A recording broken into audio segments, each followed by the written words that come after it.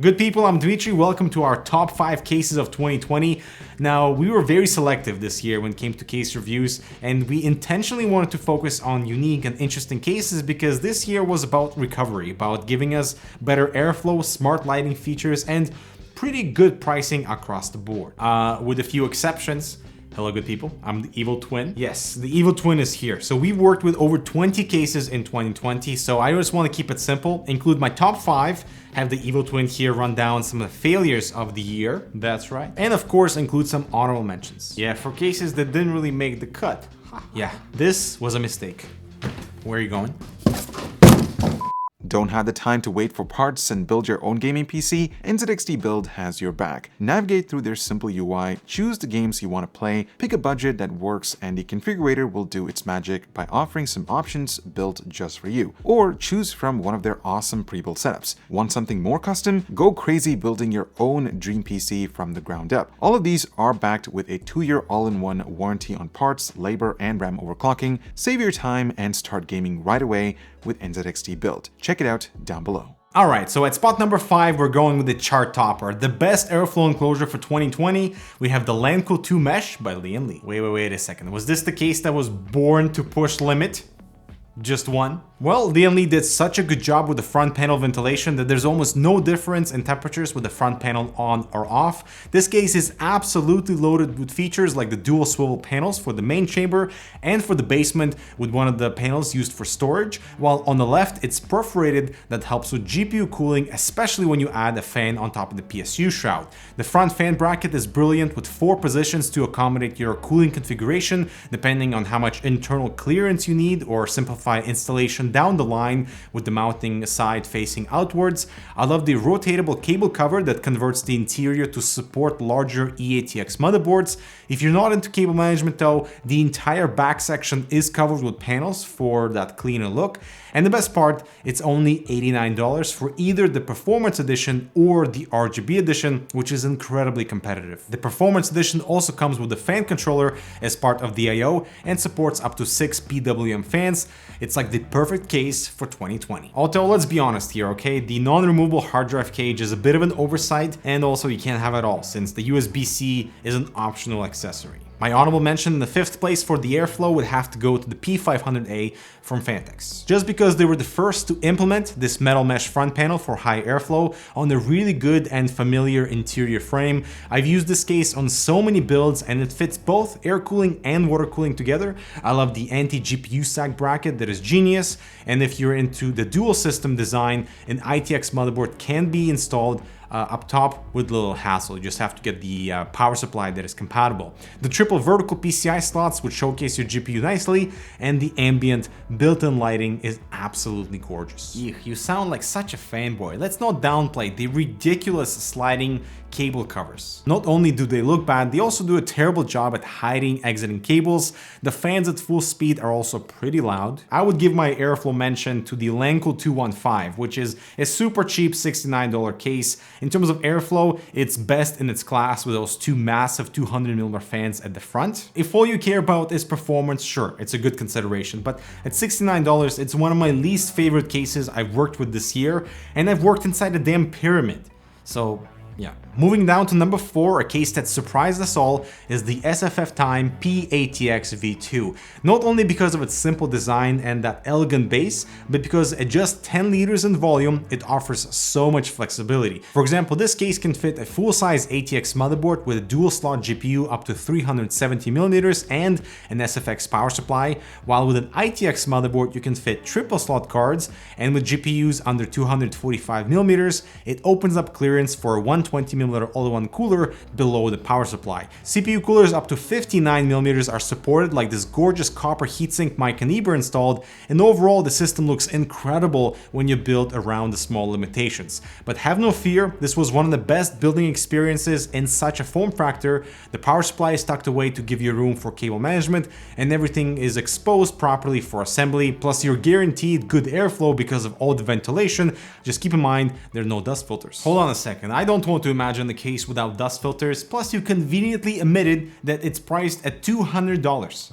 My My gosh, it's good that I'm here. Although, I will say that you can mount up to 8 SSDs and 2 3.5-inch drives, plus removing the rear panel gives you access to the back of the motherboard for M.2 installation and cooler plate swapping. Moving on to third place, when noise is important to you, we have the Pure Bass 500DX from Be Quiet. It's a good mid-tower frame with tasteful RGB strips at the front and the interior, controlled from the I/O that is USB-C friendly. I love that we have 3 140mm Pure Wings 2 fans included that spin at 900 RPM, meaning not only do you get amazing cooling out of the box, but it's one of the quietest cases for this type of performance as well. In my testing, relocating the top fan to the front yielded better CPU temperatures, so make sure to do that if you got a similar setup as mine. Plus, all of the intake areas are covered in high airflow dust filters. You can mount 2 SSDs beside the cable cover for that cool showcase, and overall it's a nice compact mid-tower with both airflow and silence in its design. Moving on to my second pick for 2020, if you want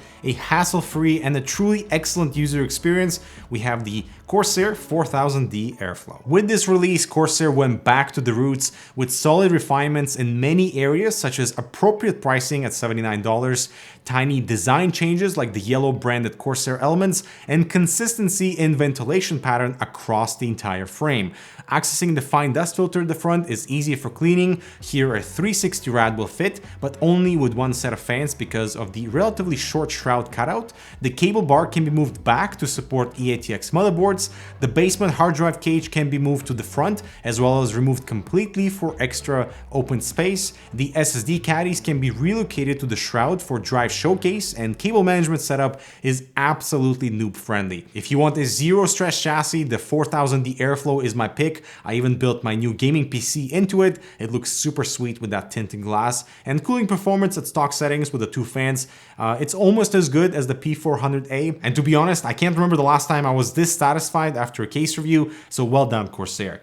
Anything else to add for you? I've got nothing else to say here except that new Corsair yellow. Ooh, it's hideous. All right, so all this brings us to my case of the year pick for 2020, which is a little bit unconventional, but I absolutely love what Cooler Master did with the NR200 ITX. I think this is going to be the entry enclosure for newcomers into the ITX space because of the incredibly competitive price point at $79 or $99 for the NR200P.